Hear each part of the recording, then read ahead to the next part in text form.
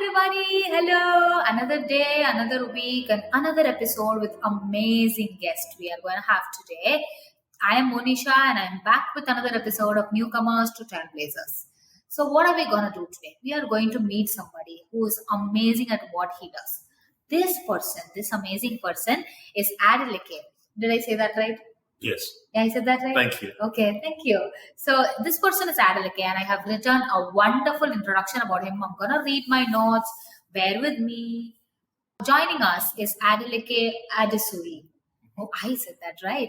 Thank you. I did my homework. So Adeleke Adesuyi is a man who's seen it all in the workplace jungle, navigating from corporate cultures to building rockstar teams.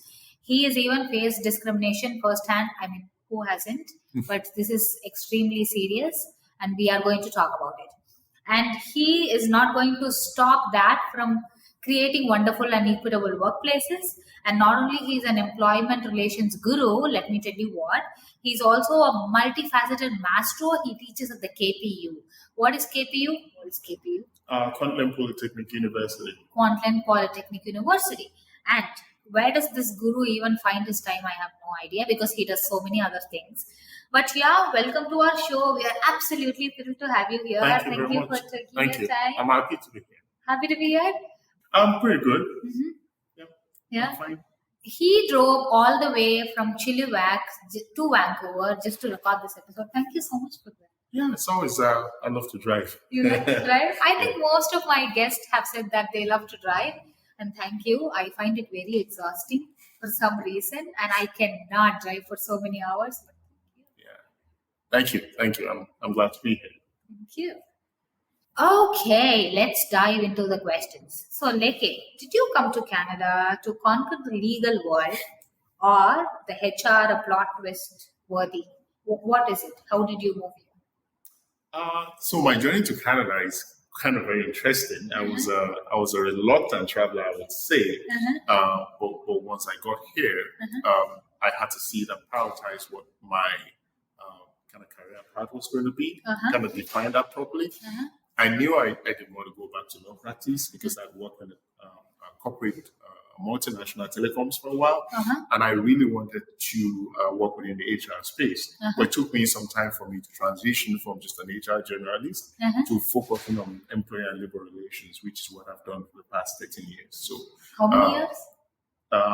13 years. 13 years? Yeah, that's a lot of years. That in Canada, my total experience working in this space is around 17 years. And prior to that, I practiced law for Yes. Wow, that's a lot of years, don't you see? 17 years. Aren't you bored doing the same thing out of curiosity? No, my line of work is such that you cannot fully determine what you're going to deal with on a daily basis. So that creates the energy around it, the excitement around it. Not so much of what I do is exciting in its kind of literary, nature of it, but a whole lot of it is very sensitive, very critical, get you on your feet all the time, and you just have to keep up with the pace.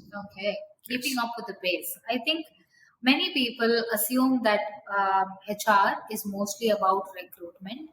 And yeah, I have been asked multiple times, even though I am in the HR space, in the organizational development space, many have asked me, do you hire for this position? I am like, I'm not in talent recruitment. I could refer you if that works, but I'm not in talent recruitment. And another thing is employer relations on the whole. It is so big that we cannot directly put under just the word human resources. It is just too big. And in my opinion, there should be a whole field by itself. But for some joy reason, corporate America considers it under human resources. So here we are. And I agree with you. This is my space, so I have a bias for saying that. Not that other part of HR are not important, but employee and labor relations is, industrial relations, or however you decide to describe it. It's very convoluted, and it's very depending on your jurisdiction. That there are variances, there are nuances, right? And then anything that has to do with law kind of comes with a whole lot of complexity. So I do agree with you. He should have his own space, still connected to HR, but I don't have any. I'm still comfortable with the structure of things now, and I think we bring, just like every other person in the HR space, I think we bring a lot of value in the workplace, both to the employer and to the employees, both exempt employees who are not part of the union and also unionized employees who are part of the union. Okay. Yes. The country that I am from, we do everything in our power to not to unionize an environment. How does that work in the country that you are from? Well, I think it's a mix because I come from a Commonwealth country, Nigeria to be precise, and it's kind of very similar to what we have in North America, especially Canada. A lot of public government institutions and organizations are unionized.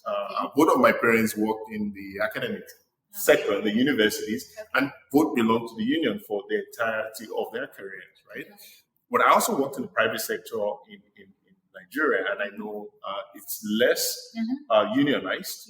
Just a few private organizations are unionized, just like we have in Canada. But Canada is slightly different because of the provincial nuances, right? So it shares similarity, but not exactly the same experience.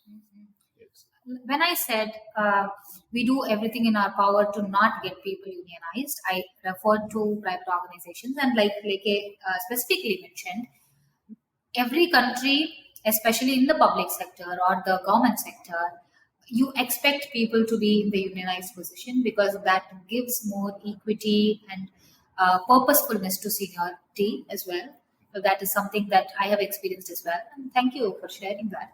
And in many ways or not, looks like Nigeria's unionized environment and labor relations or industrial relations is quite similar to Canada. I never realized that. Yeah, it shares a whole lot of similarities, and I think that comes from the being a Commonwealth country, and our laws are derived from common law, which is the same source in England.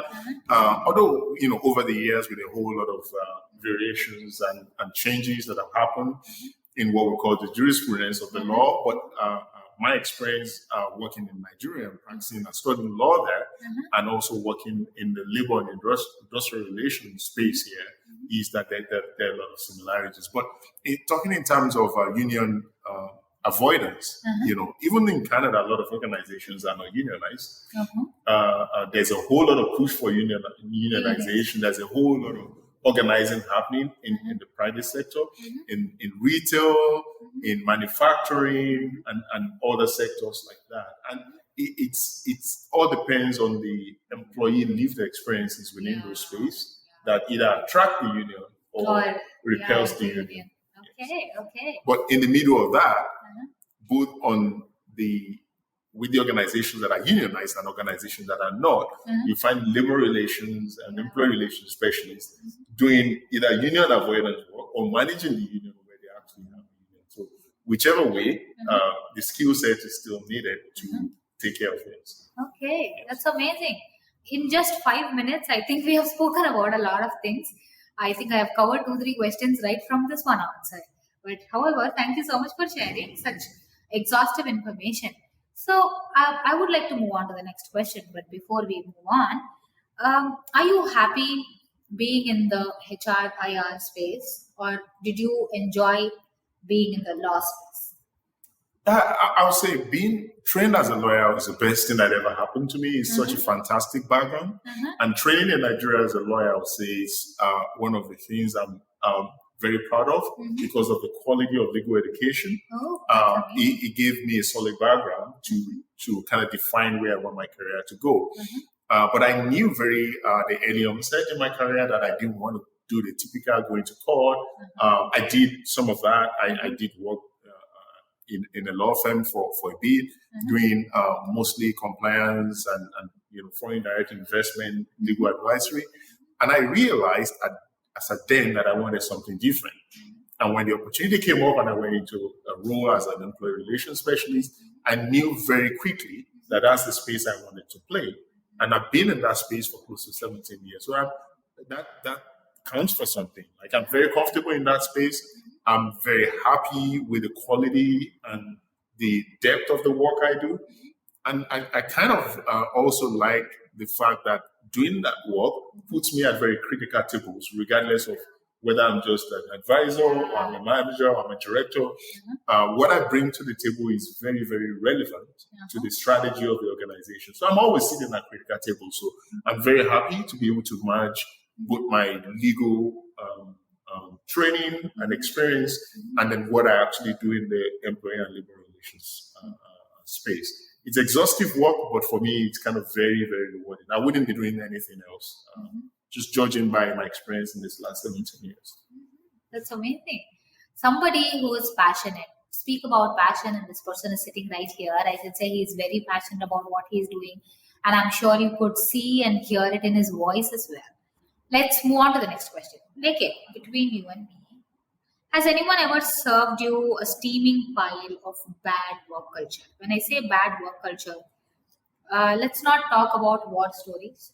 I'm sure everybody has them, but let's not talk about war stories. But putting under the bus or pulling each other's legs, or so that why are we discussing about this? Because we can help our listeners as well as viewers avoid this kind of situation. So, have you ever faced a bad work culture?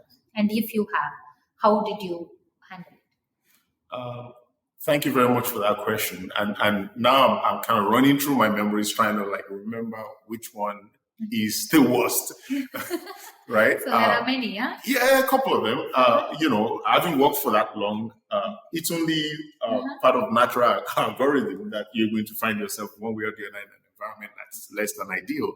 And I've worked in a particular place I mentioned that what's kind of terrible in terms of the work culture, and it all boils down to leadership. Leadership is very critical in creating a very positive work environment. If leaders are not committed to creating positive work culture, or they're contributing, they're adding to the to the negativity in the workplace, it makes it worse for everybody.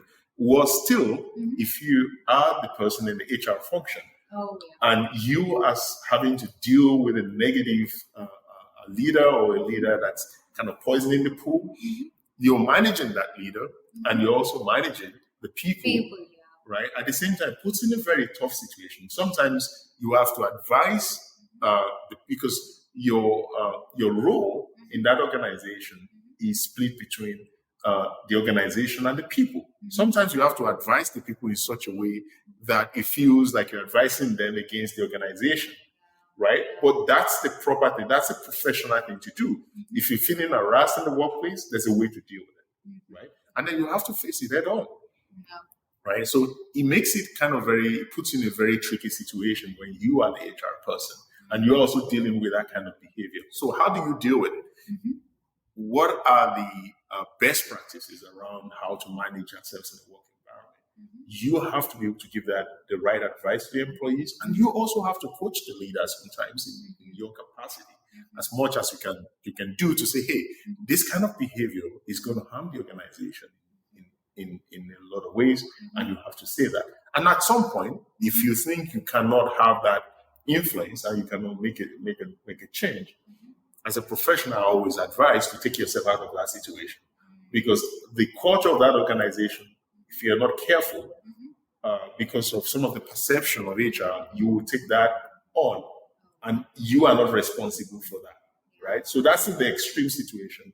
If it's something that is just happening, you're just saying, or you're very new in the organization, and you see that's going on, hey, sit with the leader. And that's value. That's a strategic value sometimes HR brings into the picture, to have those difficult conversations with whoever it is to say, this is not how to do things. Yeah.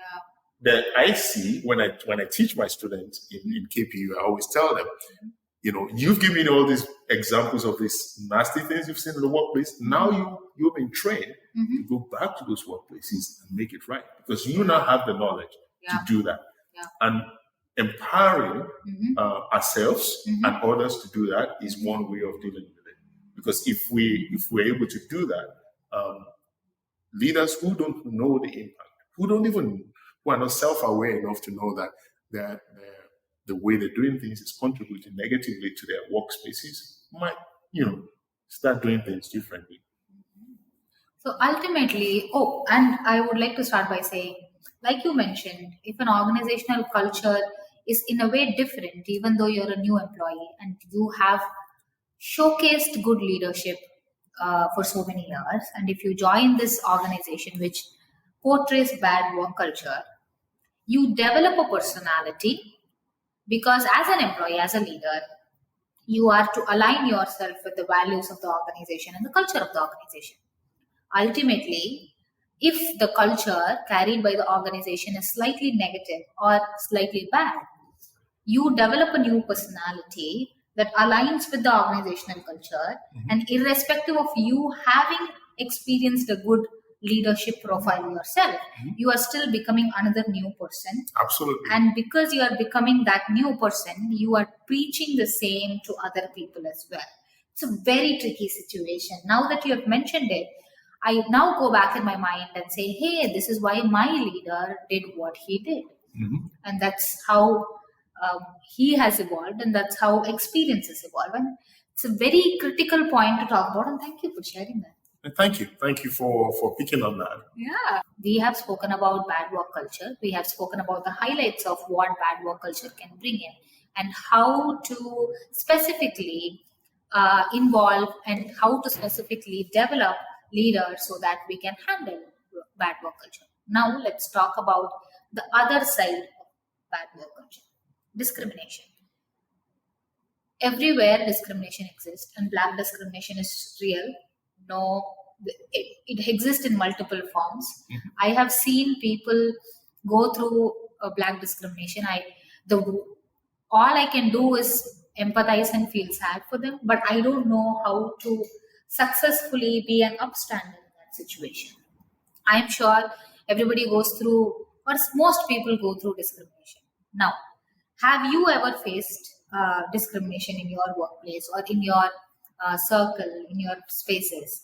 And what kind of advice would you give for people like me to be an upstander, to stand up against, especially black discrimination? Well, the subject of discrimination, to be very candid, sometimes it's a very tricky one, right? But at the same time, it's a stark reality. For someone like me, obviously of African descent, I'm black, I'm 6'2". That presents a whole lot of challenges, and I can break it down. But I'll start with the workplace.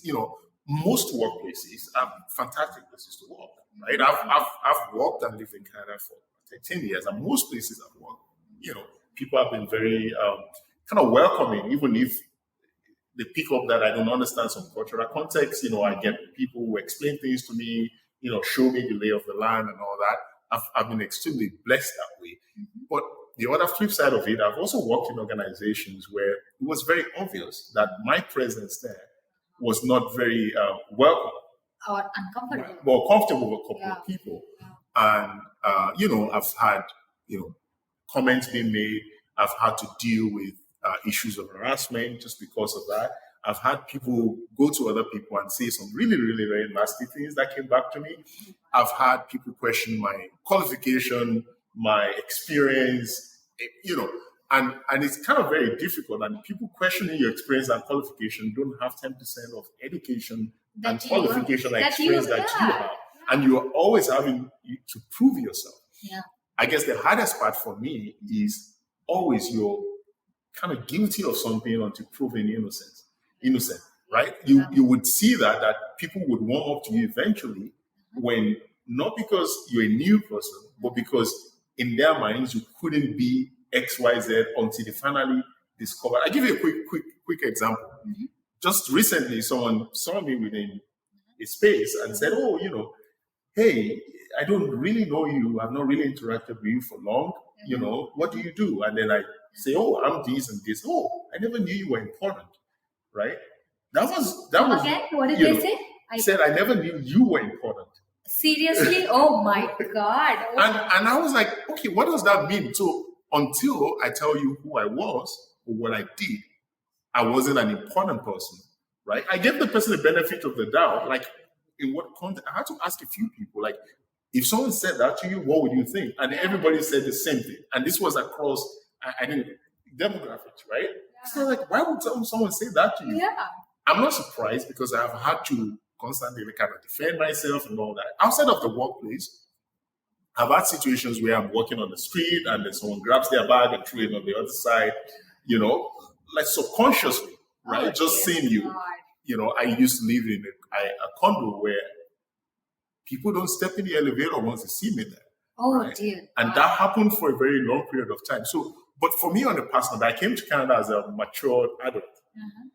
I've never, I never really experienced that much. I've done a bit of travel, but I don't internalize it much because I'm very self-aware.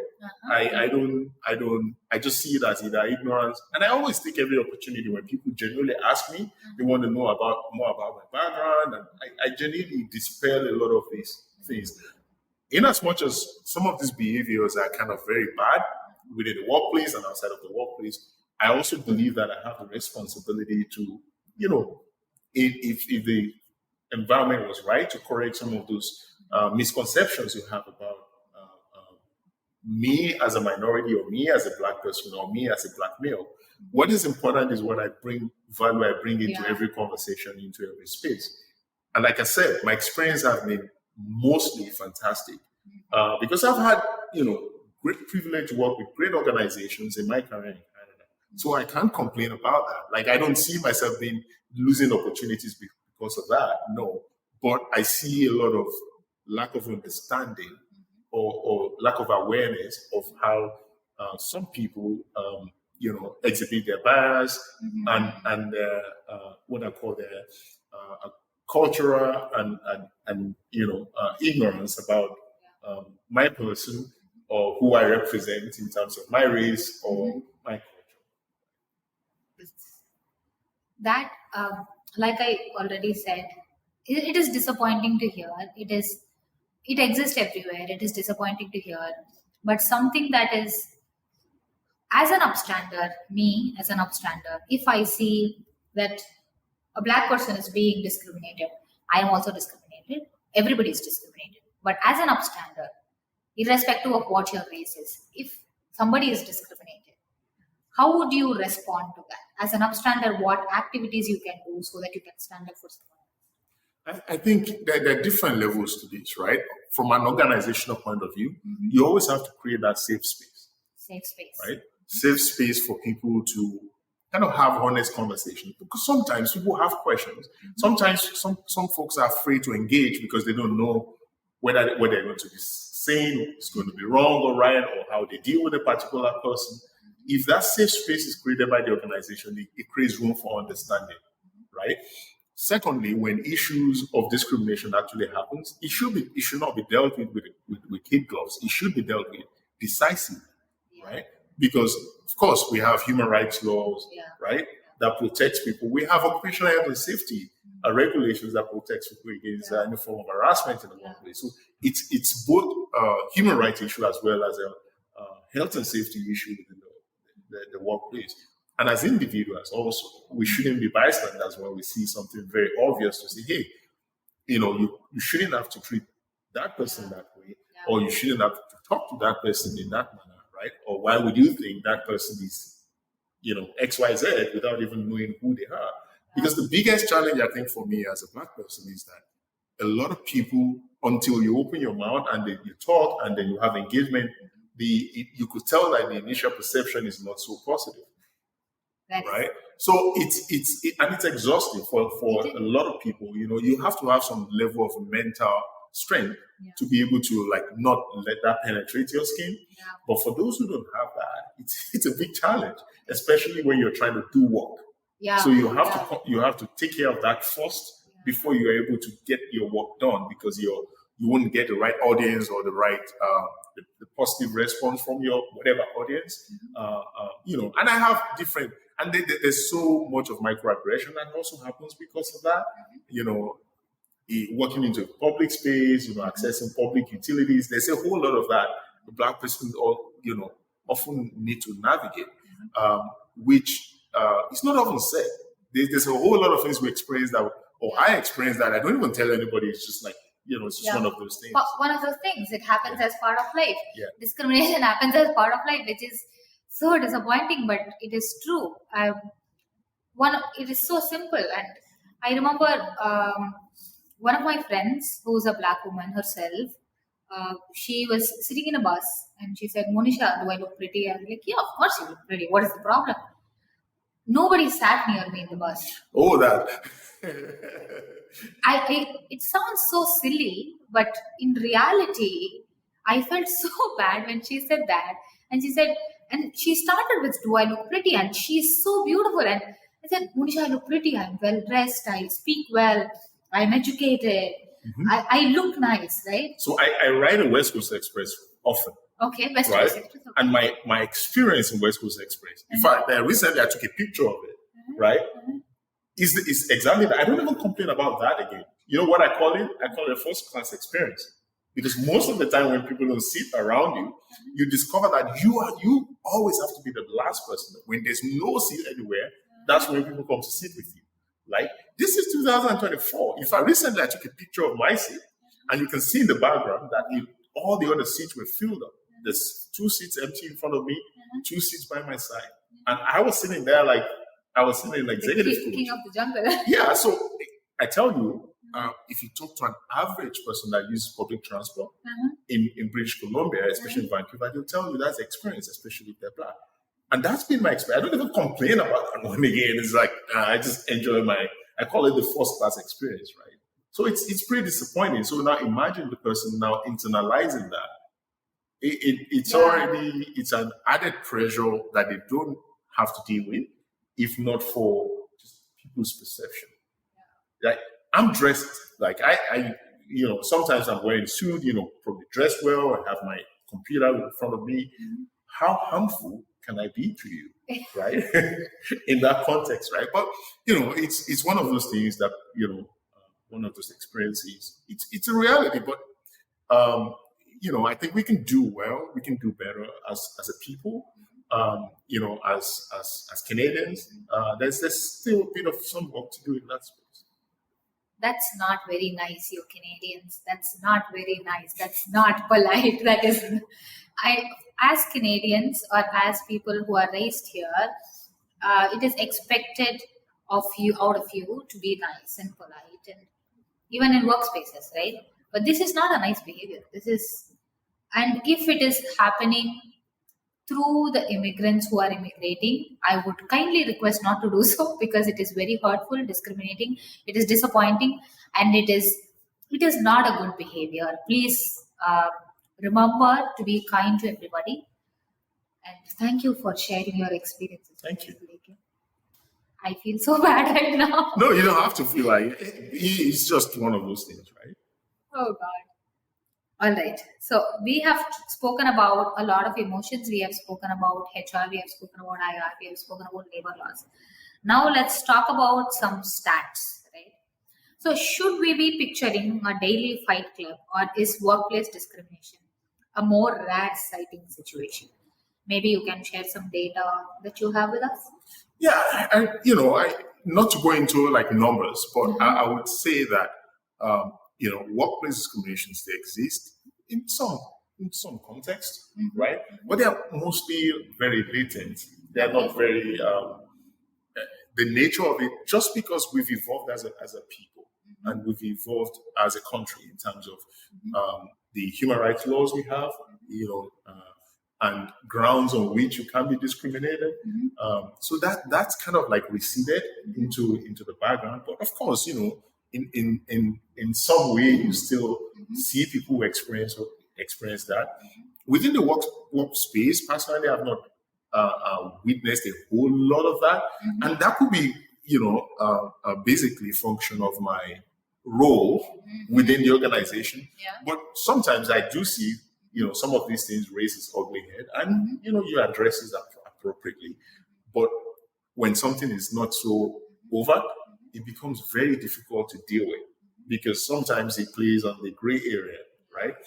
And for my role, working within the HR space and working in employee and labor relations, and when I also talk to my students, I do encourage to be very proactive, right, in terms of dealing with these issues, because if you deal with issues decisively, your you are not particularly punishing whoever has done whatever wrong for whatever reason.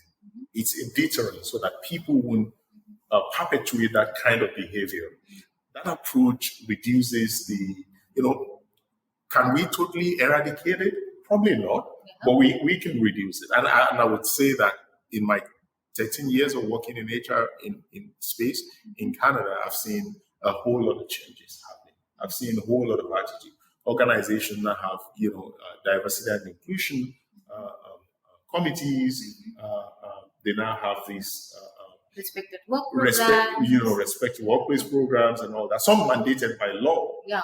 So which makes it even more potent, right, when it has the backing of law. So I would say it's there, especially in the context of the workplace, but not as pronounced as what it used to be. Can we do a better work?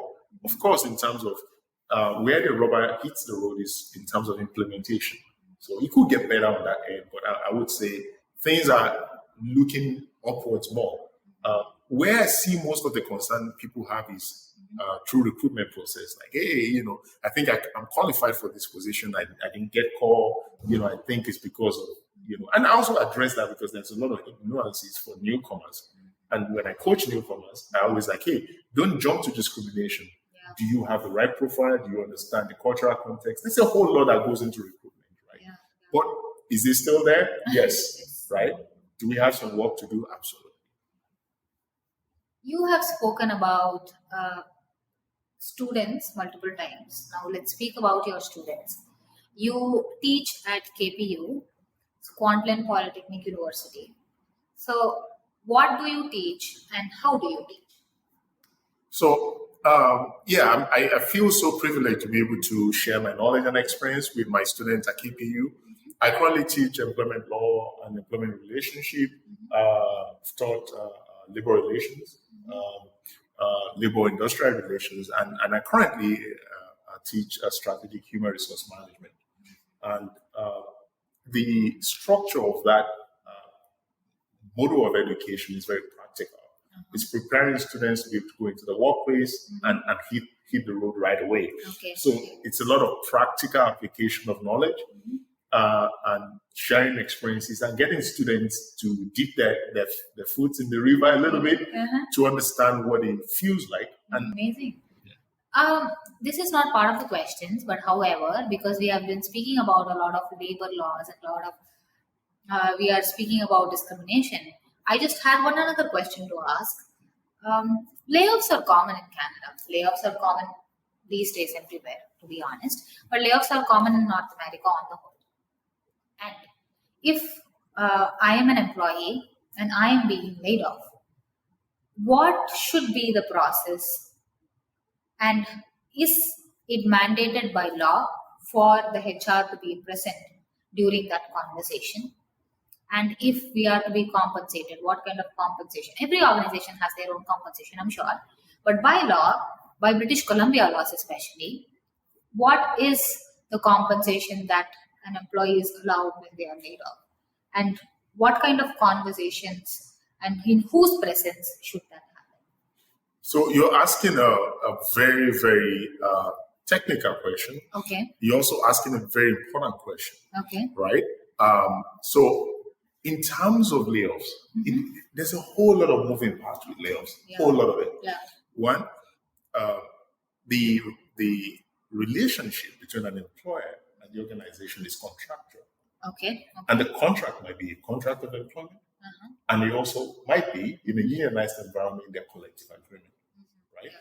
And it all depends on jurisdiction. If it's a federally regulated organization, you talk about Canada Labor Code.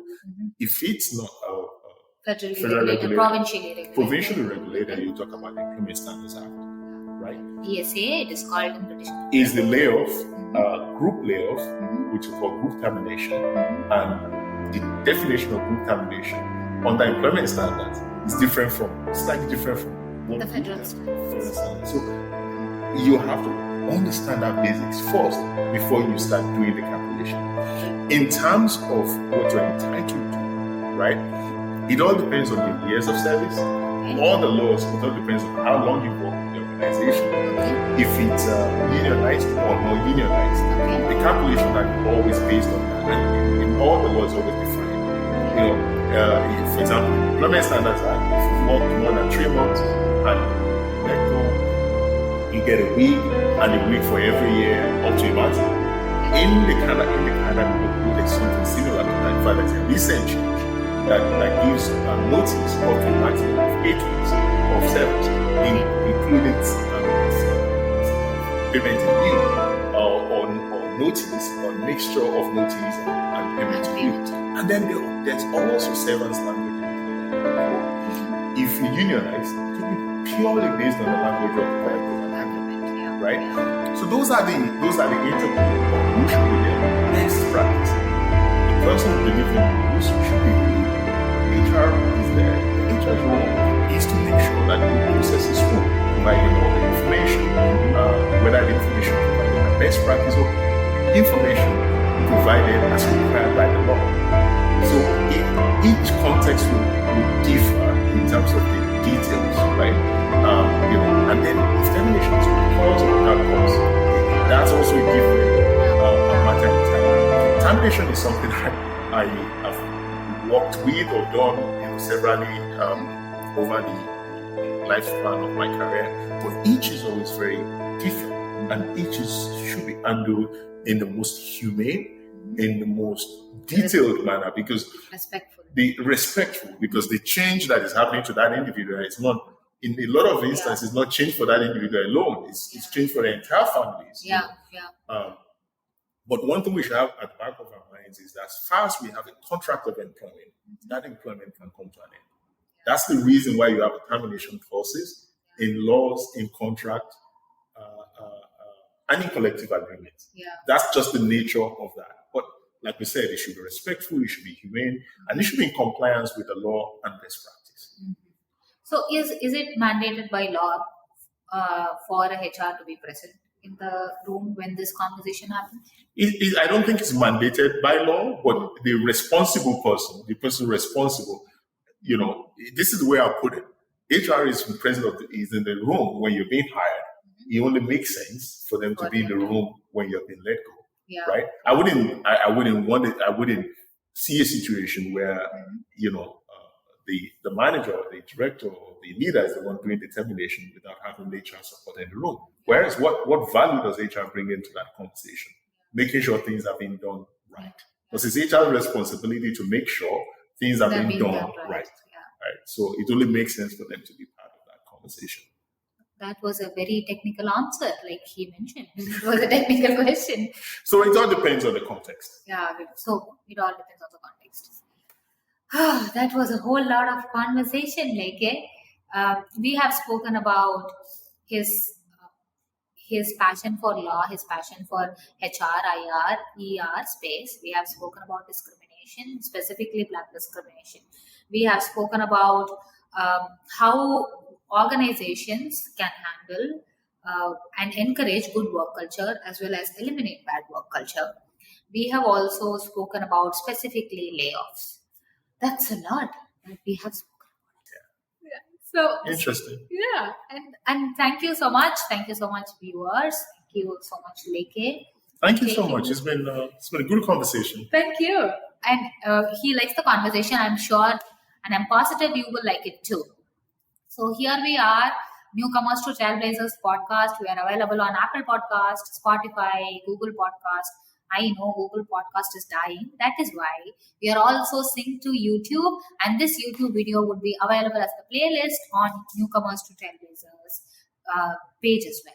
We are available on our socials. Our socials are Instagram, LinkedIn, and TikTok. Follow us, subscribe to us. Have a question, comment, and I will link Leke's description as well as his LinkedIn profile, so you can reach out to him if you have a question. He is super helpful. If you have a question to me, you can always reach out to me. My LinkedIn description is just below in the description. So thank you. Thank you. Thank you. Bye. Bye.